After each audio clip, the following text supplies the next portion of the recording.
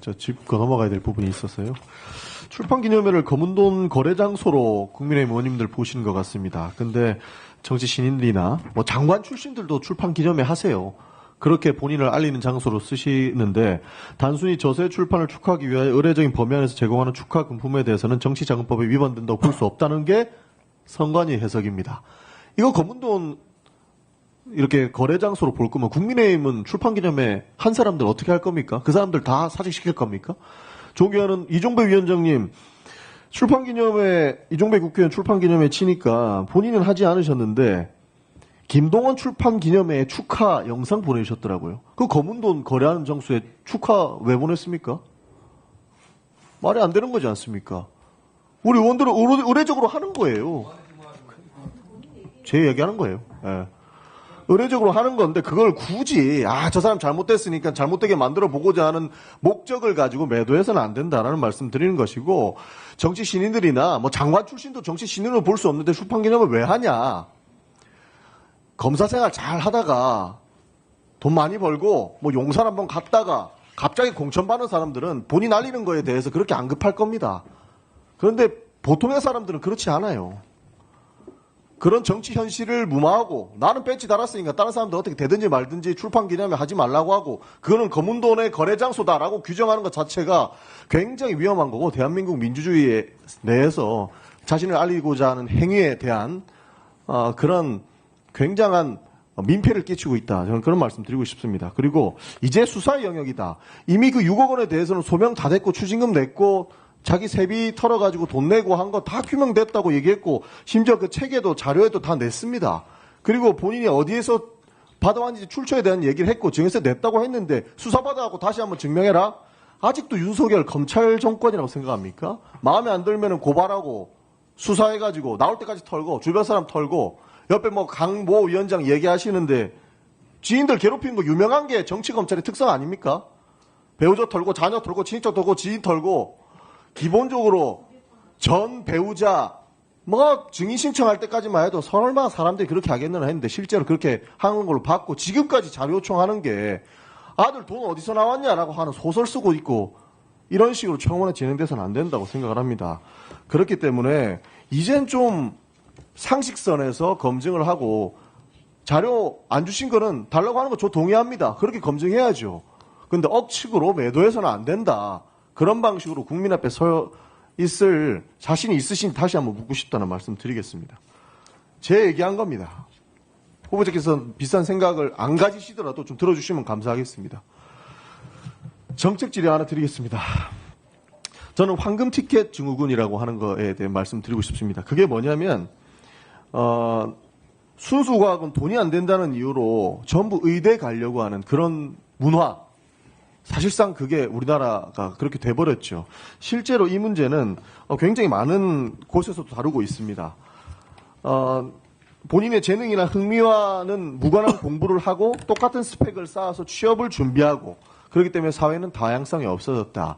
그러니까 뭐 조금 전에 존경하는 한정 의원님께서 말씀해 주신 것처럼 저출생 문제는 당연히 일어날 수밖에 없는 거고, 결혼을 늦게 하니까 그런 생각을 할 수밖에 없다. 그리고 그 사람들이 내가 아이를 안 낳는 이유는 내 생활도 힘들어 죽겠는데 아이를 어떻게 낳겠느냐라고 하는 이 당연한 현상으로 흘러가고 있다는 겁니다. 그래서 이 황금 티켓 증후군이라고 하는 보도도 많이 나왔는데요. 해당 보도를 제가 보내봐 드리겠습니다.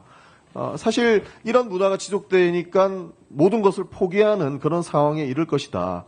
그래서 지금의 교육, 노동시장, 사회 구조 속에서는 이것을 헤쳐나갈 수 있는 방법을 사실상 정부 차원에서 모든 것을 지켜봐야 된다라고 하는데, 이 부분에 대해서 어떻게 생각하십니까?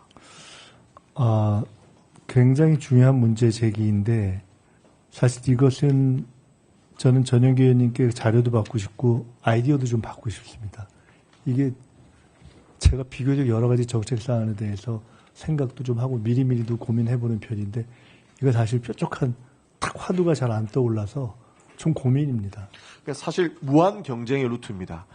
냉정하게 얘기하면 중고등학교 때도 내 친구보다 1점이라도 높아야 내가 좋은 대학 가고, 그리고 의대에 들어가야 합니다.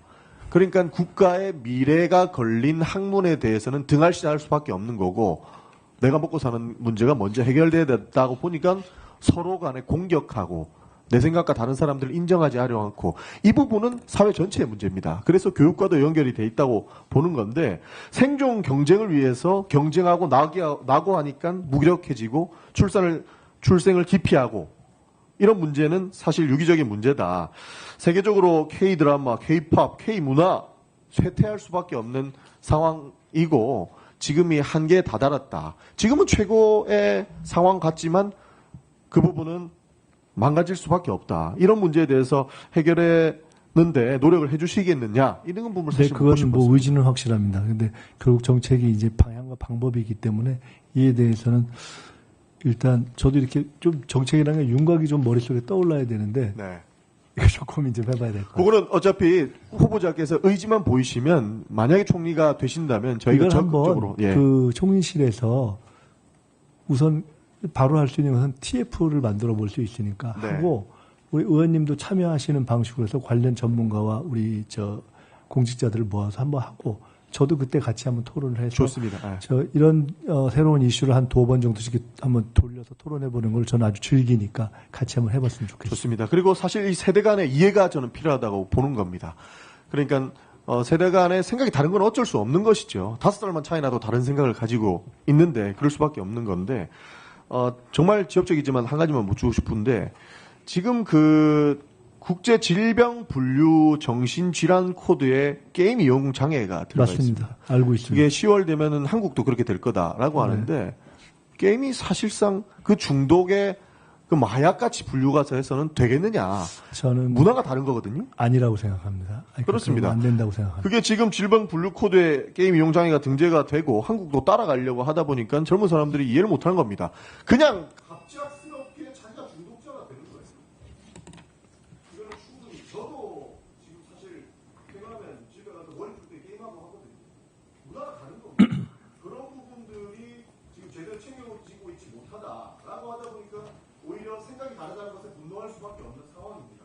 그래서 조금 전에 말씀드렸던 환경티켓 주문 뿐만 아니고 게임과 관련된 내용 그리고 세대 간의 불평등 내용 정말로 젊은 사람들이 어떤 생각을 가지고 있는지 총리실 차원에서 직접적으로 챙겨봐주십시오. 이렇게 말씀드리고 싶습니다. 게임과 관련된 그 국제질병분류 코드 말씀하셨는데 저는 굉장히 문제의식을 갖고 있었습니다.